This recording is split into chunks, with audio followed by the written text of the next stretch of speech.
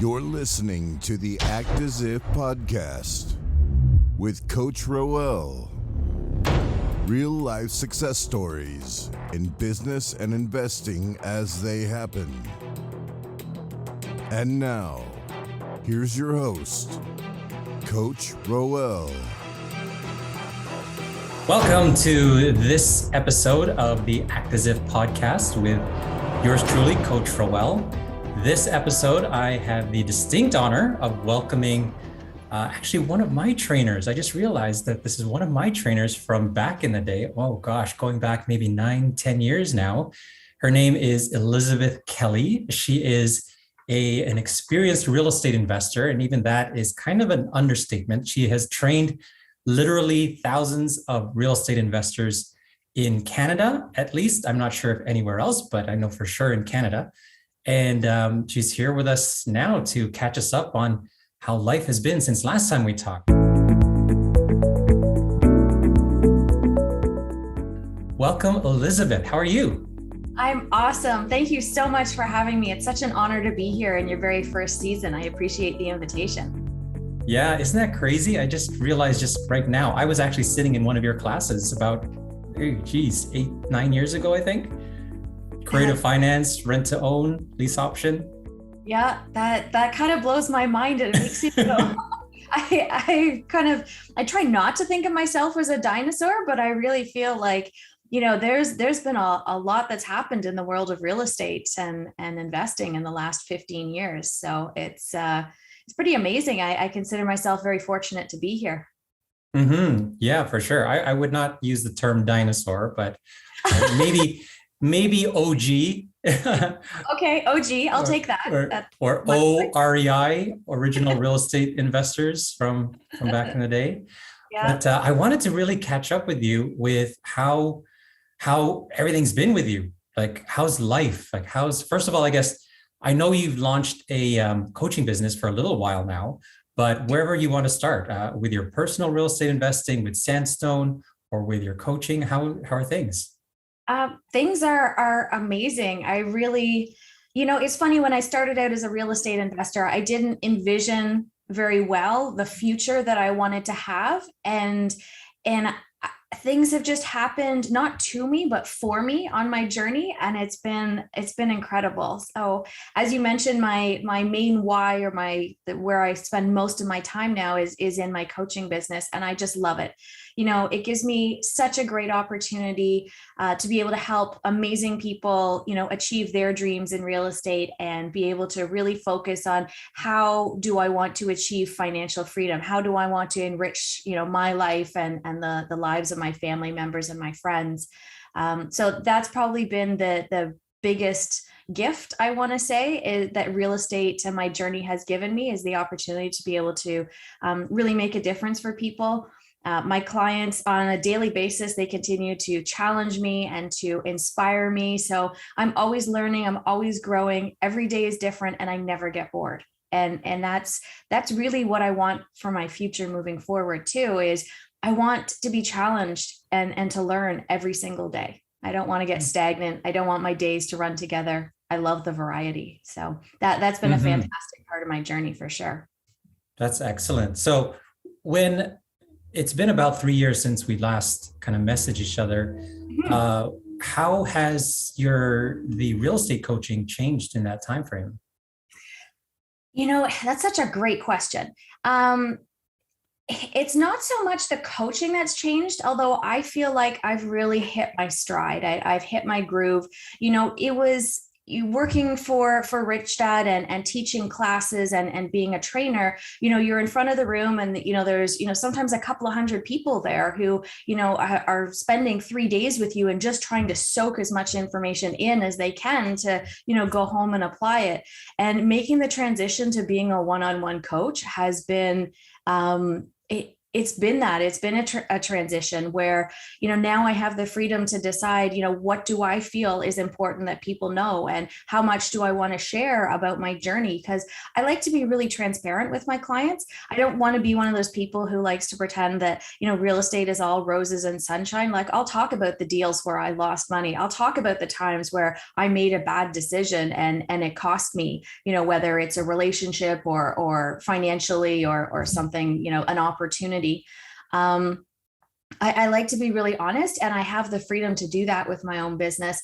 And I love seeing, people's evolution and people's journey. I think one of the best things about real estate is that we really have the opportunity to customize our journey. Nobody's path is going to be the same. Nobody's going to look at the same deals. Nobody's going to be in exactly the same market with, exactly the same opportunities. So I think one of the things that I love is that instead of, trying to make decisions retroactively, I'm much more aware now. And I hope I communicate that to my clients too, that, the decisions we make today, while they impact today, they also impact a year, 2 years, 5 years. We're the product of the decisions we made years ago. So we have to make sure that we're making today's decisions from a point or from a position of knowledge and empowerment versus, I guess it's really the difference between looking at a finite and an infinite mindset. And I look at real estate as being infinite. There will always be another deal. There'll always be another opportunity. There'll always be another partner. So it's really about looking at the bigger picture and deciding if a deal, an opportunity, a strategy fit within that. And I think that's been probably one of my biggest learnings is how I can support people on their journey and not just from the front of a classroom for 3 days. That sounds amazing. The on your personal investing side, if we can ask you a little bit about that. I'm not sure how much you share about your personal investments or however, but last I remember, about 3 years ago or more, even within the last 8 years, I remember you were focusing heavily in one particular Northern Ontario town, and you had done like a lot of stuff. So yes. I am just on the edge of my seat wanting to hear about I don't know, I guess part of it is the way I want to ask the question is almost in two ways. Do you see with your personal real estate investing for your own sandstone company, is it that you have been looking to do bigger deals and better deals or challenging yourself on that side, or is it more of the same? So how has it been since last time we caught up? Again, there's just been a ton of opportunities. I've been really, really fortunate.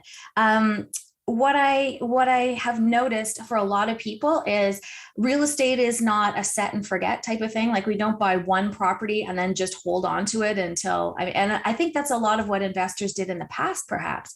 But I see a lot of people in my networks and in my world who, we go through an evolution. And when we're starting out, we would buy smaller buildings and smaller properties, and perhaps we would do things that were more active. We're doing, flips and severing and duplexing and burrs and those kinds of things, which require a lot more time and energy. And then as we sort of go through the evolution, I find a lot of investors, as we start getting towards our goals, which inevitably for all of us is really time freedom, then we start going, okay, I'm not sure I want to be as active. I'm not sure I want to do as much of that kind of stuff. So we've transitioned quite heavily into private lending. My husband's still, he's doing a couple of flips a year, and, I'm doing, referral based rent to owns. I still have my company, but we're really focusing more on larger scale projects, commercial developments and land development. We actually just built our own house, which I'm super excited about because we've been dreaming about that for years. So to see everything come together to fruition is amazing. And this is your personal home? Yeah. So we just built our very own personal home. My husband likes to joke that he doesn't like people much, so we made sure we've got somewhere secluded and we don't have neighbors that we can see right next door. We really wanted to give ourselves and our friends and family members the opportunity to be able to, grow and decompress. The 2020, 2021, those years were pretty stressful for a lot of people. And we find time outside really makes a difference for people and helping them kind of get to where they want and need to be mentally. So. Nice.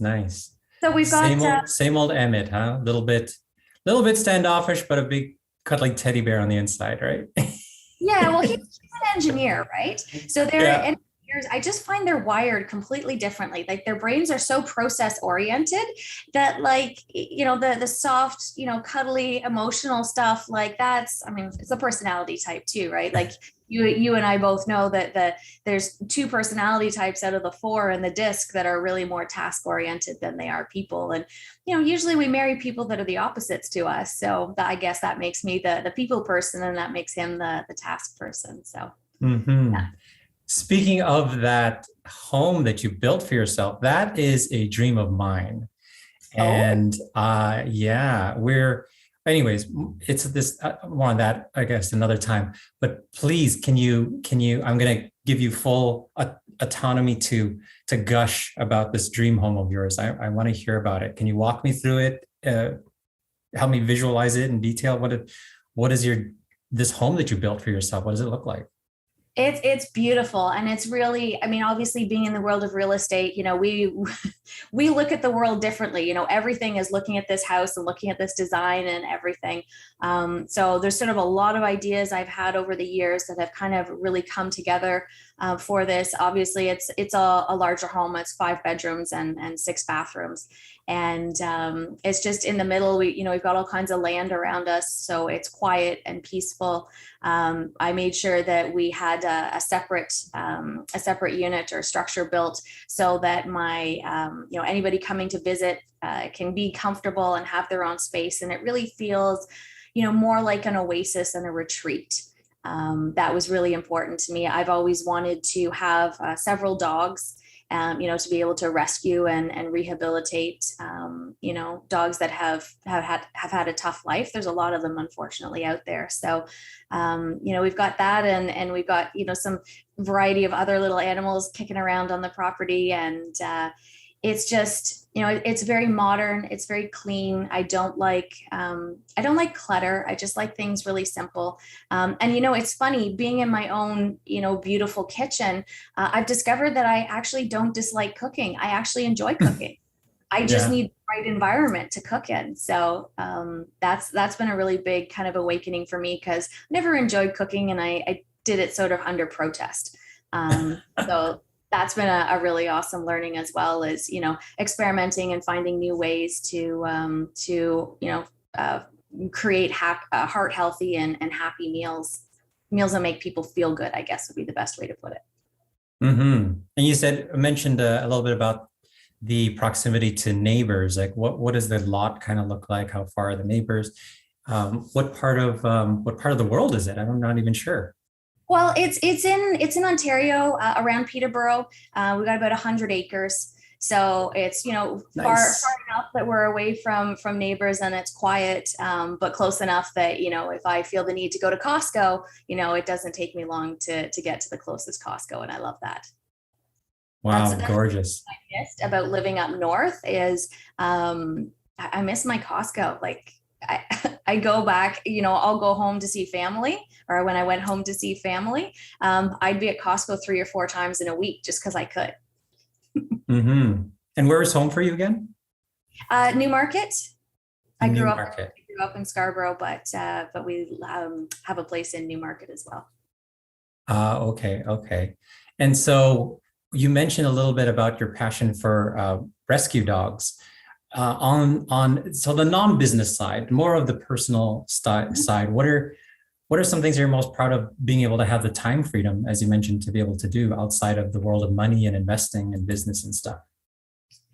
Well, one of the things I'm most proud of is that I am in the best shape of my life. As a coach, sometimes we neglect ourselves, right? And we're so busy helping other people that we forget that, we have to invest in our time, in ourselves as well. So I have a trainer who comes out to the house 5 days a week, and, we work on what we want to do. And I feel amazing. I feel younger now than I did when I was in my 30s. And I love that. That's been a big gift too. That's excellent. So, we really need to catch up again. Actually, before that, I want to ask you this question.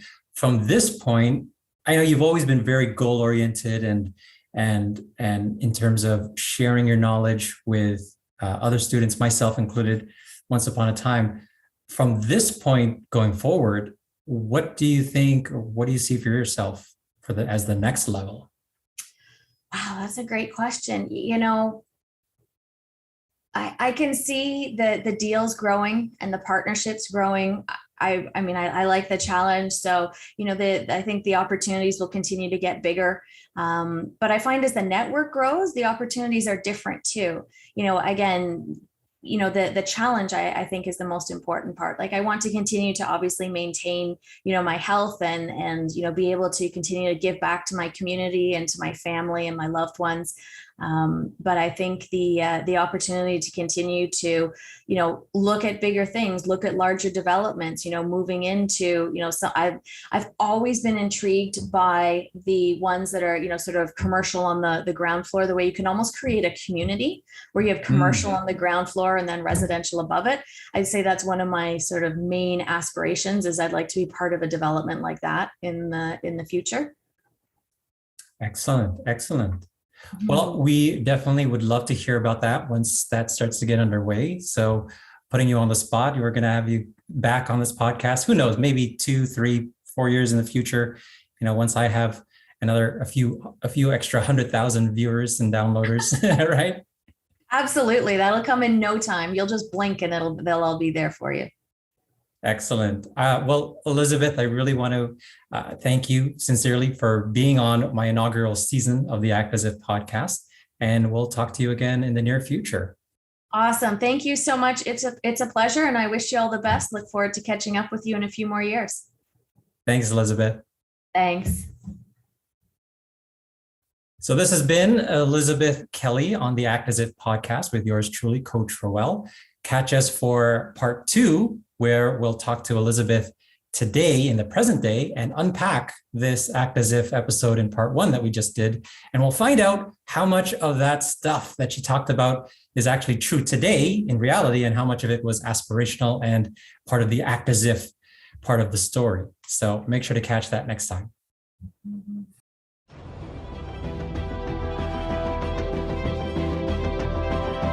You've been listening to the Act As If podcast with Coach Roel. Real life success stories in business and investing as they happen.